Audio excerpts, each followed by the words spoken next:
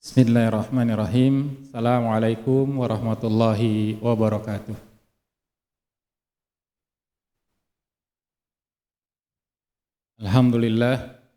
Alhamdulillahilladzi anzala as-sakinata fi qulubil mu'minina liyazdadu imanan ma'a imanihim. Alhamdulillahilladzi anzala al-Qur'ana fi syahri Ramadan hudan lin-nasi wa bayyinatin minal huda wal furqan. Asyhadu an la ilaha illallah wahdahu la syarika lah wa asyhadu anna Muhammadan abduhu wa rasuluhu la nabiyya ba'dah. Allahumma fashalli wa sallim wa barik ala hadzal nabiyil karim wa ala alihi wa sahbihi wa man tabi'ahum bi ihsanin ila yaumiddin, amma ba'du. Bapak-bapak, ibu-ibu, hadirin wal hadirat jamaah salat Isya wa tarawih Masjid Miftahul Jannah yang dimuliakan Allah Subhanahu wa taala, tiada kata yang pantas kita ucapkan di malam bulan Ramadan yang penuh keberkahan ini melainkan tak henti-hentinya kita memanjatkan puji dan rasa syukur kita kepada Allah Subhanahu wa taala. Allah yang Rahman dan Rahim, Allah yang Maha Pengasih dan Maha Penyayang, Allah yang telah memberi kita begitu banyak kenikmatan, khususnya nikmat iman dan Islam, dan nikmat disampaikannya kita kepada bulan Ramadan. Mudah-mudahan dengan kita senantiasa mensyukuri nikmat Allah dalam bentuk kita menjalankan perintah-perintah Allah dan Rasul-Nya dan menjauhi larangan-larangan Allah dan Rasul-Nya, Allah tambahkan nikmatnya untuk kita semua, Allah berkahi kehidupan kita, dan Allah berikan kita kebahagiaan kelak di dunia dan di akhirat. Amin rabbal alamin. Salawat dan salam tentunya tak lupa kita mohonkan semoga Allah limpah curahkan kepada tauladan terbaik kita Rasulullah sallallahu alaihi wasallam serta keluarga, para sahabat dan umat beliau yang setia hingga akhir zaman. Bapak Ibu yang berbahagia, sudah terasa Ramadan tahun ini berjalan begitu cepat dan kita malam hari ini sudah disampaikan ke malam yang ke 24 ya.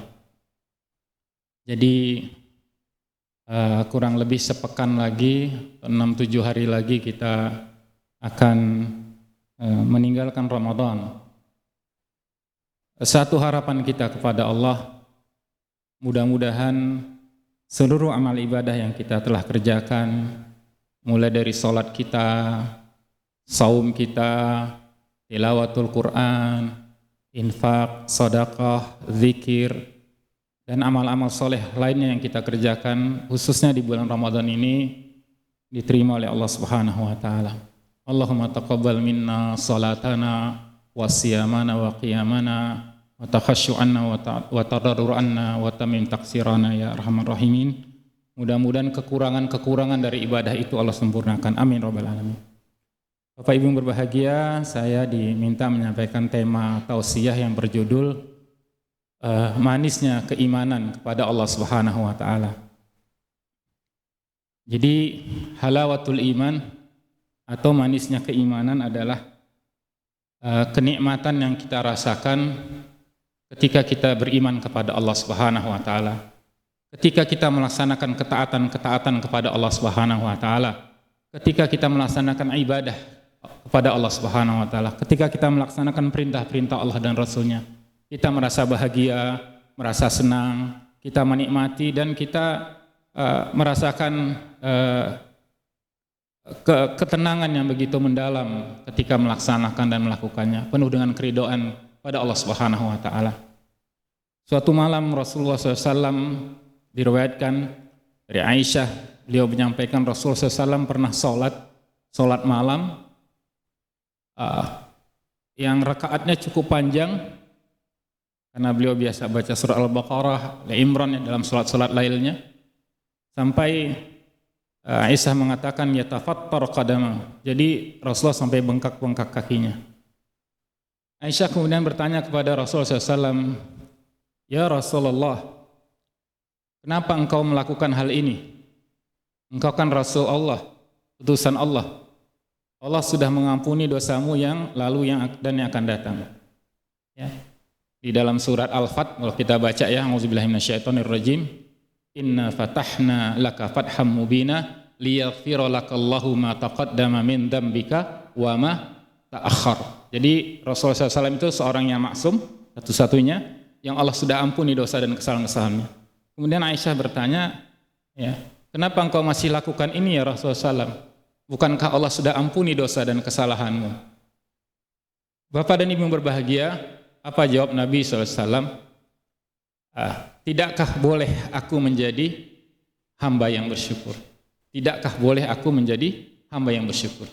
Jadi Nabi ingin mengatakan bahwa dia bersusah payah, sungguh-sungguh melakukan ibadah, ketaatan kepada dan menikmati ibadah itu. Ya. Semata-mata bagian dari rasa syukur kepada Allah Subhanahu wa taala.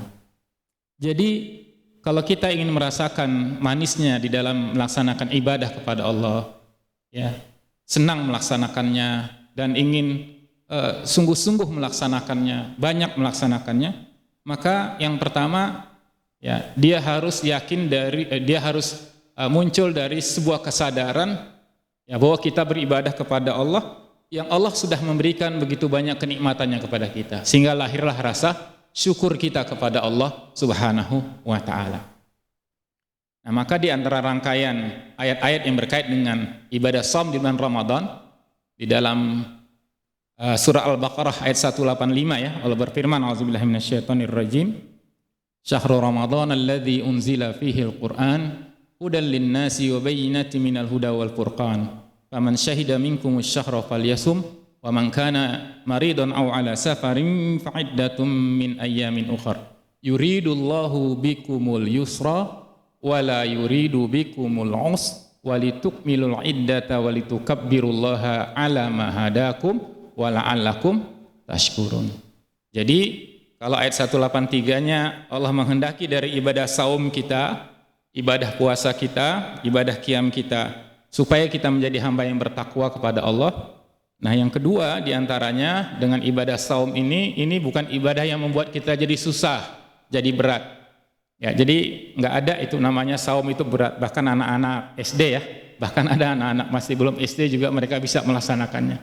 Dengan catatan apa? Dengan catatan keimanan. Ya, jadi tidak ada yang berat di dalam melaksanakan perintah dan kewajiban-kewajiban kepada Allah dan Rasulnya selama dia lahir dari keimanan, selama dia lahir dari kecintaan, dan selama dia lahir dari rasa syukur kita kepada Allah Subhanahu wa taala. Seperti itu pula lah kalau seorang anak ingin berterima kasih dan bersyukur kepada orang tuanya. Kalau ada anak yang disuruh orang tuanya atau dimintai bantuan oleh ibu dan bapaknya, wajahnya cemberut, ya, mukanya masam, berat kakinya melangkah, berat tangannya bergerak ketika orang tuanya minta bantuan, itu lahir karena apa? Karena dia sedang tidak senang, sedang tidak suka, atau dia tidak bersyukur berterima kasih kepada kedua orang tuanya. Tapi seorang anak yang merasakan begitu besar jasa orang tua yang mengasuh, yang mendidik, yang merawat, ya, yang sudah bersusah payah, yang bangun di tengah malam ketika dia sakit, ya, yang bersabar, ya, menemani, mendampingi dia dalam belajar dan seterusnya, maka muncul dalam dirinya, aku ingin menyenangkan orang tuaku, aku ingin membalas kebaikan-kebaikannya, aku mendoakannya, aku ingin membahagiakannya. Seluruh yang diminta, yang disuruh, yang diperintahkan orang tua akan menjadi sesuatu yang ringan. Nah, demikian pula kita akan merasakan kenikmatan iman itu kalau lahir dari rasa syukur dan kecintaan. Nah, maka dalam sebuah hadis yang diriwayatkan oleh Imam Bukhari dan Muslim, ya, Nabi SAW menyampaikan, saya bacakan saja artinya, ya. Ada 3 hal yang jika ini ada pada diri seorang, maka dia akan mendapatkan atau merasakan manisnya keimanan. Yang pertama, Allah dan Rasulnya lebih dia cintai daripada selainnya. Ya, jadi kalau kita ingin merasakan rasa cinta atau rasa senang atau manisnya di dalam beribadah kepada Allah, jadi kalau kita dengar ayat Al-Quran dibacakan, kita tenang, damai, ya. Bahkan kita menikmatinya, ya. Kita juga saum dengan rasa gembira, rasa bahagia, rasa senang, semua. Berinfak, bersedekah juga dengan ikhlas, dengan mudah, tidak berat gitu, ya. Tidak ada kekhawatiran, bahkan kita senang melakukannya. Maka yang pertama adalah menjadikan Allah dan Rasulnya kita cintai melebihi segala-galanya. Nah, makanya kalau kita sholat tadi, ya, dipimpin iman, setiap gerakan kan sembahyang besar diawali dengan Allahu Akbar, Allahu Akbar. Sholat juga kan kita dipanggil hayya 'alas shalah, hayya 'alal falah, gitu kan. Ya, kita dipanggil oleh Allah. Kita diingatkan Allah yang Maha Besar, ya Allah yang Maha Kuasa. Nah, yang kedua, agar kita merasakan manisnya iman, ya, dan tidaklah dia mencintai orang lain melainkan karena cintanya kepada Allah. Ya, juga kalau kita mencintai manusia, cintai orang tua, saudara, ya teman-teman kita, sama muslim, sama orang beriman, kita mencintai saudara kita semata-mata karena Allah. Ya, jadi dalam Al-Quran Allah Subhanahu wa Ta'ala mengatakan innamal mu'minuna ikhwah, adalah orang-orang yang beriman itu bersaudara. Jadi hubungan persaudaraan yang diikat dengan keimanan, dia adalah hubungan persaudaraan yang akan kekal. Karena apa? Dilandasi karena cinta kepada Allah. Tidak ada kepentingan-kepentingan lain melainkan kepentingan untuk sama-sama mencintai dan mentaati Allah. Dan yang ketiga, agar kita merasakan nikmatnya keimanan, ya, dan dia benci untuk kembali kepada kekufuran sebagaimana dia benci untuk ditempatkan ke dalam neraka. Ya, jadi salah satu doa kita yang kita terus baca, ya, Rabbana la tuzigh qulubana ba'da idh hadaitana wa hab lana min ladunka rahmah innaka antal wahhab. Jadi minta sama Allah, mudah-mudahan ini Ramadan sudah rajin ya ke masjid, udah rajin sholat, rajin bangun malam, rajin saum, rajin tilawatul Quran, rajin infak sedekah, rajin untuk menahan marah, gitu ya. Ya, rajin untuk membantu sesama. Nah, mudah-mudahan ba'da Ramadan kebaikan-kebaikan ini tidak hilang dan berganti lagi dengan keburukan-keburukan. Nah, karenanya kita niatkan setelah tadi kita ibadah karena rasa syukur kepada Allah, rasa cinta kepada Allah. Yang kedua, supaya ibadah itu juga menjadi sebuah kenikmatan, harus kita pahami bahwa kita berbuat baik itu bukan untuk Allah Subhanahu wa Ta'ala, artinya bukan untuk kepentingan Allah. Allah tidak membutuhkan ibadah kita. Kita juga berbuat baik bukan untuk keuntungan orang lain, bukan, tetapi kita berbuat baik untuk kepentingan diri kita sendiri. Jadi kalau ada orang berbuat baik, dia sedang membantu dirinya, sedang menolong dirinya. In ahsantum li anfusikum, kata Allah. Jadi kalau kamu sholat, kamu saum, itu bukan untuk siapa-siapa. Kamu bersedekah, berimpak, bukan yang diuntukkan, bukan fakir miskinnya, bukan orang-orang tidak mampu, bukan. Karena mereka memang rezekinya dari Allah Subhanahu wa Ta'ala. Tapi yang diuntungkan kita, karena kita bisa beramal soleh. In ahsantum li anfusikum, kata Allah. Di ayat lain Allah mengatakan, man amila salihan fali nafsihi. Barang siapa beramal soleh, sesungguhnya amal solehnya itu untuk dirinya. Ya. Di ayat lain Allah mengatakan, wa man jahada fa innama yujahidu li nafsihi. Makanya kalau ada orang bermaksiat, orang malas beribadah, berarti dia sedang menjadi musuh bagi dirinya. Dia menjadi asbaha aduwan li nafsihi. Dia sedang menjadi musuh bagi dirinya. Kenapa? Karena pada saat itu dia sedang berpihak kepada musuh Allah, yaitu syaitan. Inna syaitana lakum aduun fattakhiduhu aduwa, kata Allah. Syaitan itu adalah musuhmu yang nyata, maka posisikan dia sebagai musuh selama-lamanya. Ketika kita bermaksiat kepada Allah, meninggalkan ketaatan, berarti kita sedang berpihak pada syaitan, mengikuti syaitan. Dan pada saat itulah kita menjadi musuh bagi diri kita sendiri. Kita sedang tidak menolong diri kita, kita sedang menjerumuskan diri kita kepada neraka Allah. Makanya mudah-mudahan dengan apa yang saya sampaikan dari ayat-ayat Al-Quran dan hadis Nabi ini memotivasi kita menjaga diri kita. Karena apa? Innamal a'malu bil khawatim. Ukuran amal kebaikan kita bukan sekarang, nanti di ujungnya. Kita nggak tahu nih, ya, ujung atau akhir dari hidup kita seperti apa. Tapi ada satu hadis Nabi yang menggembirakan, ya ini mudah-mudahan kita jaga ya. Hadis ini dari Anas bin Malik, beliau mengatakan, riwayat dari Imam Tirmizi, idza aradallahu bi'abdin khairan, kalau Allah menghendaki seorang hamba itu baik, istakmalahu, Allah akan mempekerjakannya. Sahabat bertanya, faqila kaifa yasta'miluhu ya Rasulullah? Bagaimana Allah mempekerjakan hambanya ya Rasulullah? Yuwaffiquhu li amalin salih qabla mautihi. Allah akan berikan dia taufik, petunjuk, hidayah kepada amal-amal saleh, amal-amal yang baik sebelum dia meninggal dunia. Maka kita saksikan ada orang yang meninggal dunia dalam keadaan sujud, ada yang meninggal dunia dalam keadaan dia tilawatul Quran, ada yang dia meninggal dunia ketika sedang umrah, ada yang dia meninggal dunia ketika sedang dakwah, dan seterusnya. Kita berdoa kepada Allah, Allahumma inna nas'aluka husnal khatimah. Amin ya rabbal alamin. Demikian mungkin yang bisa saya sampaikan.